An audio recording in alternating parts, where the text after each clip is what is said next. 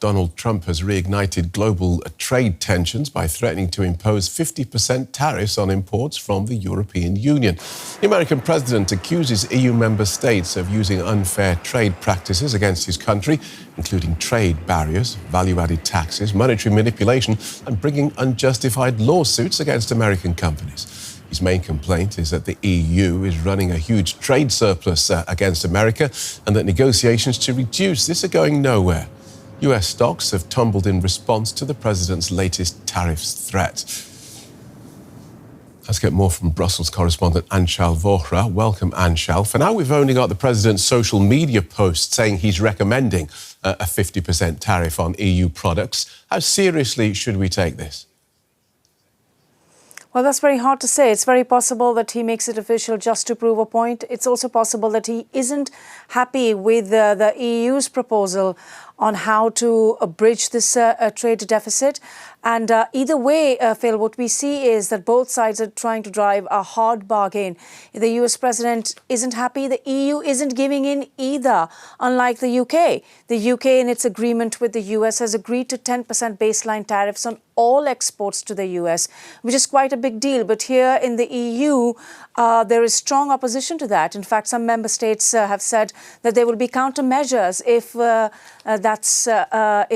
US says the 10% baseline tariffs will remain. President Trump has alluded to those negotiations, describing them as very difficult and saying that they're going nowhere. Tell us more about those talks. Well, essentially, the EU has said, fine, we're going to buy more energy from you. And that was one of the first demands made by US President Donald Trump. The EU has also indicated, let's deal with the Chinese overcapacity. China is a manufacturing giant. It produces more, drops the prices, sells more.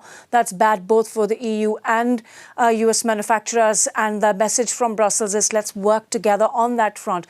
But it doesn't seem to have resonated in Washington, which kind of makes people here think that they may have to expand the ambit of countermeasures here they've been threatening. And one of the EU's problems in the past has been a disunity of voices. What's the situation now? Is there unity on this issue? Well, officially there is unity, and the broad consensus is that when it comes to American tariffs, all member states are going to be presenting a united front, and they are. However, of course, different member states have different business interests with the US. So we are hearing murmurs of disagreement, particularly on, there are two sets of tariffs that the US has imposed. One is the 10 baseline tariff. That is, on any export to the US, there will be a 10% tariff blanket for all countries, all exports to the US, all imports into the US.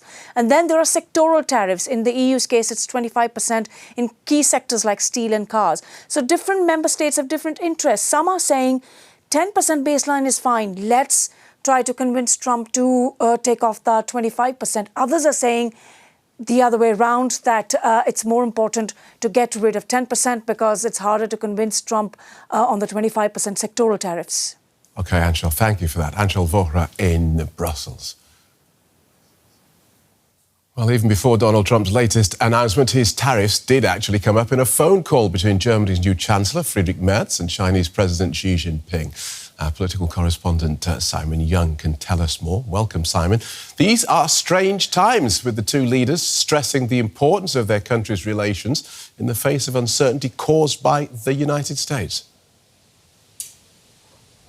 Well, Phil, I think it's natural for China and Germany to seek good relations. They have an important bilateral trading relationship, was worth about 250 billion euros last year. But of course, China and Germany are also still trying to get their heads round Donald Trump's changing tariffs. And both countries are big exporters to the United States as well, and they'd like it to stay that way. But the concern for Merz is that as a response to those US tariffs, China could even more go down the route of dumping cheap products on the European market, something the Europeans say is already happening. But this is why Friedrich Merz, in this telephone call with Xi Jinping, underlined the importance of a fair competition, as he referred to, and reciprocity. That's one of those terms that Donald Trump is also very keen on. The Chinese also talking about fairness and transparency in the relationship. So both countries have got similar concerns and they need to talk. Thanks, Simon. Simon Young, DW political correspondent. Dan DeFrancesco is deputy editor and anchor for the online programme Business Insider. Welcome to DW. How seriously should we take Donald Trump's latest threats? Yeah, thanks so much for having me. Well, I think, now that in the US, we've moved past the tax bill, it seems like we're back into tariff time. And we've seen this script before, right? President Trump comes out, complains about how negotiations aren't going the way he wants, talks about how things have been unfair for too long, sets a deadline, sets a very high tariff. But in the past, right, we've come to more compromises as far as it's never been as high. We already saw that with the China trade agreement that's, tentatively in place. Obviously, the UK also, there was a trade agreement made there. So as, shocking maybe as initially the Truth Post seemed, I think there's general expectations that it won't end up being where it is. And we're kind of already seeing that, at least in the US market, where although there was a big initial drop in some of the major indexes, things have started to come back. And the last thing I'll say on this is, if you want any other kind of consolation to feel a little bit better about this, you can look at the other announcement that came today, which was Donald Trump calling on Apple to make iPhones in the US. That's just something that, people in the know have said there's just no realistic expectation that Apple will ever be able to make iPhones in the US. So again, it's a lot of this negotiation that's been going on, this entire trade war, set the expectations high, come in hard, and then hope that, they can land somewhere in the middle. He has complained about negotiating with the European Union, who seem to be very good and very tough at this. Do you expect, therefore, them to be moved by this?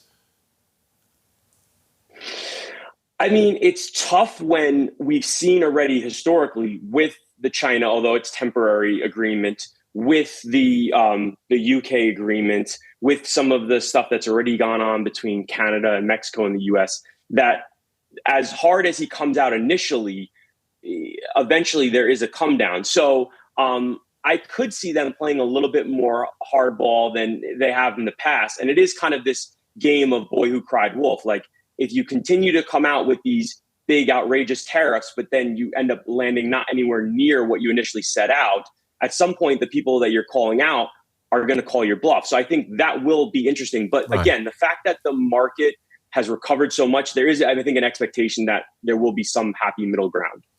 If we accept that the EU does export more goods to the US than it imports from there, is Donald Trump right about the cause of this imbalance, which he says are unfair trade practices in Europe? Yeah, I don't know if that's completely fair, because you look at it like there's just some general themes that have always been going. One, I mean, Americans, right, like a lot of European goods, whether it's cars or fashion or wine, like that's not unfair trade practices. It's not a problem that someone wants to drive a BMW, right? That's just kind of the way of the world.